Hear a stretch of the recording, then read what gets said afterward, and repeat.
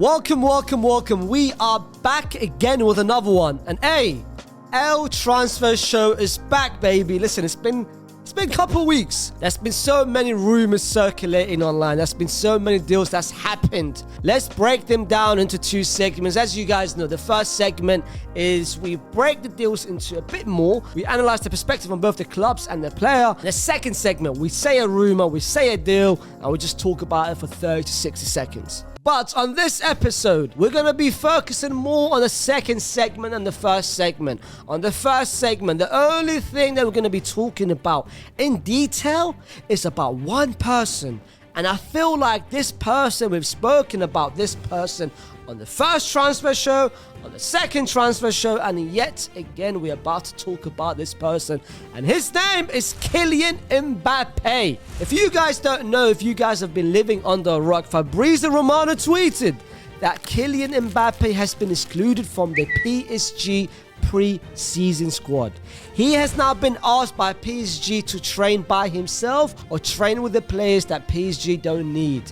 Which means you can either extend your contract or we just have to sell you. After so many years, after every season Real Madrid are begging, it's finally going to happen. Kylian Mbappe is coming home. I'm not going to talk too much about Mbappe and how he's going to fit with Real Madrid and how he's going to fit with Vinny on that striker position or the midfield or wherever the midfield is going to be. I've already made that video. But I'm going to talk about a couple of things. First of all, about Paris Saint-Germain without Mbappe. I feel like Paris Saint-Germain, just leave it. Just let it go, bro. Start your dynasty with Neymar as your main man. I feel like Neymar could be the person to take PSG far. And that's what PSG asked for him when they signed him initially. The main focus was Neymar, but of course Mbappe came, Cavani was there.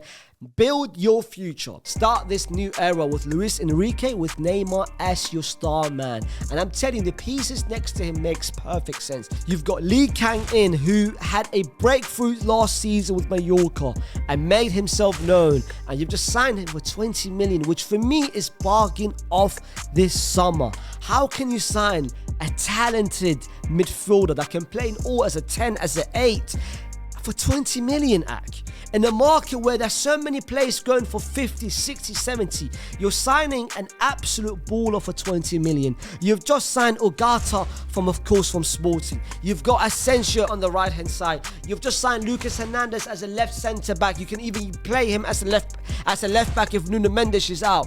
Your team is now perfectly designed with Neymar as your star man to make it far, potentially make it far to the Champions League. Get another winger and get a striker, an actual number 9, and you'll go far. Secondly, about Mbappe himself. The latest rumor have just come out saying that Saudi Arabia is apparently wanting Neymar. Al Hilal is the club that's basically told Neymar, yo, come to Saudi, come to Saudi Arabia for a season, and we promise you that in 2024, you can leave for Real Madrid. We will pay you crazy money for one season. Just one season. Just come to us for one season, and in 2024, we give you the promise that you can make you move to Real Madrid. Your dream club, apparently, here you go. Next season. But this season, come to us. Now the decision is up to Mbappe. What is he going to do? But, in my opinion, it's over. Next season, you know what? How about this? The next L Transfer Show, I'm only going to be making that episode if Kylian Mbappe is officially a Real Madrid player. How about that? How about that as an ending to segment 1? And as you guys know, I forgot to say earlier, like, share, subscribe. If you haven't already, if you've been watching so far for the first, 5, 6, 7, 8 minutes, come on, man. Stop the video. Like it. Go on. I'll wait. Like it, share it as well. You know, if you've got a couple friends, subscribe as well. If you haven't subscribed, subscribe. I've seen the ratio is crazy. A lot of people watch the video, but they haven't, I think there's 40% or 45% that watch the video, they haven't subscribed, bro. Just you're here anyway, bro. It's for free. Just press that subscribe button, you know what I mean? All right, let's go to the quick hitters. And let's start with PSG as well. They've just activated the clause of Simmons. They've signed him after an exceptional season with PSV last season, and they've just now loaned him out for 1 season to Leipzig. This is also a confirmed deal. They've just, of course, signed Openda, who had an exceptional season with Lille last season, where they finished in the Champions League spots. They have also signed Openda. So that trio for Leipzig next season, you've got Simmons, you've got Openda, and they've got Sesko as well, who they signed 6 months ago from Salzburg after he had that first 6-month period where he was scoring goals in the Champions League group stage. They signed him, of course, as a replacement to Nkunku, who went to Chelsea at that point. And they've got Timo Werner. So Leipzig are building a great young foundation of a team with the attack. All they have to do now is just build on the defense, and they could potentially challenge Bayern. Speaking of Bayern, Kim Min-jae has of course just been confirmed officially as a Bayern Munich player. And the one person which they've been trying to get, the one person which I recommended in the last El Transfer show, Bayern's team are building up and shaping to be quite nice now. They've of course replaced with Lucas Hernandez. They've got Kim Min-jae, who will become a great piece in that defense with Upamecano, De Ligt or whatever. They need one person, and their back line is getting there. Their midfield is getting there. Their wings is of course stacked with talented wingers.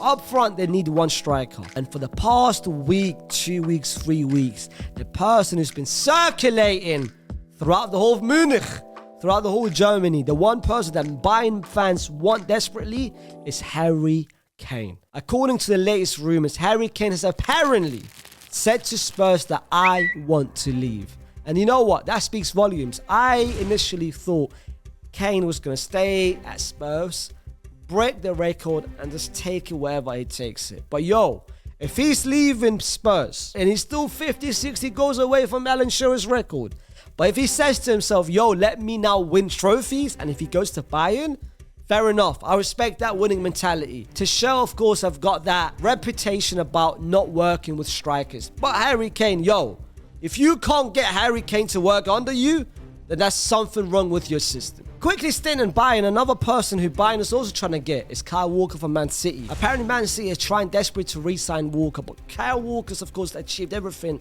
in the Premier League. He wants that new experience, and Bayern could be that new experience of his. And speaking of Man City, they thought, initially, everyone thought, that of course when Fabrizio Romano tweeted that Gvardiol was now becoming, he said, here we go to Man City. But then after that, 24 hours later, the latest rumors are apparently saying that Leipzig has never confirmed the deal with Man City, and that Leipzig are very confident they're heading into next season, Gvardiol will still become a Leipzig player.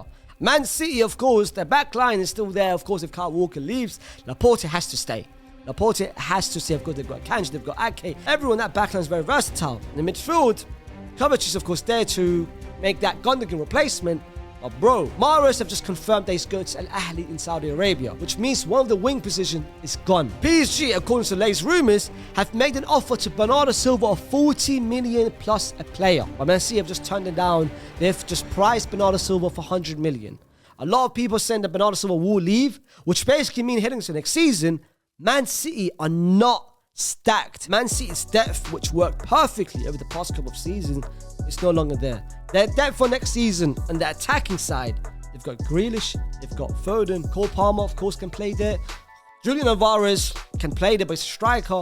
And they've got Haaland, of course. But one midfielder which City wants, if Bernardo Silva was to leave, is Barella from Inter Milan. Barella is the #1 target for Man City if Bernardo Silva left. I feel like Barella is just one person. City has to get a right winger for next season. Speaking of Inter Milan, Barella is of course rumored to leave.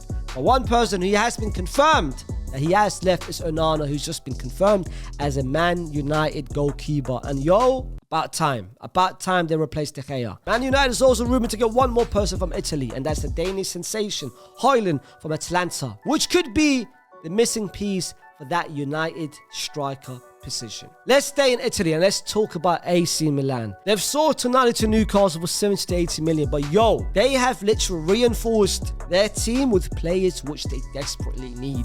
They have been lacking wingers. Messias was playing, Salamenko was playing, CDK was playing, but finally they've signed the right players. Pulisic have been confirmed as a AC Milan player. Raheem Henderson, of course, from AZ have been confirmed in that midfield position. They've just signed Okafor from Salzburg, who ripped them apart and the last time they played in the Champions League. And the most recent rumour is Chukwueze from Villarreal. So next season, you could potentially see a four-man attack of Leao on the left-hand side, Chukwueze on the right-hand side, Pulisic as a potential 10, and you've got Okafor, of course, as a striker. And they've spent it wisely with players which they need. The only thing they need is one more midfielder and a right back. Because Calabria, nah, he ain't it, man. Before we end the second segment, let's talk about Saudi Arabia. Let's talk about the deals that's been confirmed to Saudi Arabia over the past couple of weeks, and even the rumours that's been circulating. Let's start with each club, because Saudi Arabia, the league next season, could be looking dangerous and saucy because a lot of teams have added so much firepower. Let's talk about the current champion. Let's talk about the current Saudi Arabian champion, Al Ittihad. They've, of course, got Karim Benzema in the striking position. They've signed, of course, Kante as a DM. They've just signed Jota from Celtic, who had a good season for Celtic last season. And they're very, very close to signing Fabinho from Liverpool. So they've got 4 players in that team. Another club that's been making moves, Al Ahly. Yo, they might have the most sauciest attack next season. They have just signed Bobby Firmino as a striker. I wanted him in Madrid, but he went to Al Ahly. They've got Mendy in goal. They have just signed Mahrez as a right winger. And they are very, very close in signing ASM. Sam Maximin could potentially be rumoured to go to Al Ahly after Newcastle just spent peas to sign Harvey Barnes from Leicester. Sam Maximin could literally be Dinho. The way he will be moving next season in Saudi Arabia is crazy. And combining with Bobby's link up and Mahrez on the right-hand side, yo, Al Ahly's got a mad team. Moving on, you've got Al Hilal, the biggest team in Asia. They have got a double pivot of Ruben Neves and Milinkovic-Savic in that midfield. And the recent rumours they're trying to sign Malcolm from Zenit. The Brazilian, if you guys forgotten all about him, the person who played for Barcelona. At one point, he was very close to signing with Roma. And last but not least, you've got Ronaldo's team, Al Nassr. They've signed Brozovic. But his partner next to him is the person who had a wonderful season with Lens, Fofana. They've already got Talisca, who last season, in my opinion, was the better Al Nassr player. And they're very close in signing, of course, Sadio Mane to complete that attacking line. And they're also very, very close in signing Alex Telles from Man United. So the Saudi League for next season, you've got 4 teams who, of course, Saudi Arabia has invested money towards. The 4 biggest clubs. And, of course, you've forgotten all about the lower teams. You've got Al-Ittifaq, who've just signed Steven Gerrard as a manager. And they've just spent peas on Henderson. You know what? You know what's crazy? You're telling me Steven Gerrard, they gave Steven Gerrard the power. They said, yo, you can sign anyone you want. Just tell us who you want, and we'll go after him. And you telling me Steven Gerrard had the option of so many players. And he said to himself, yo, I want Jordan Henderson as my signing. Brother, I'm going to give you my first hot take of this show. Steven Gerrard will be sacked as a manager from Al-Ittifaq next season. I'm telling you right now, he's not going to remain as a manager for 12 months. I don't see it. But guys, this is of course the end of the show. Don't forget to comment down all the rumours that I might have forgotten, or there have been rumours that you want to add more detail towards.